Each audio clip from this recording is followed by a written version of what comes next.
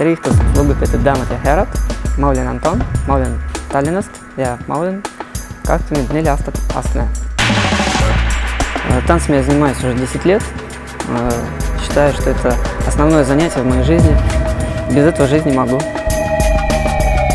Сегодня я хочу показать танец, который совмещает в себе стиль перформанс и верхнего брейк-данса, робот-дэнс. Я являюсь автором этого костюма и сам ставлю свои постановки, шоу. Я надеюсь, вам понравится мое представление.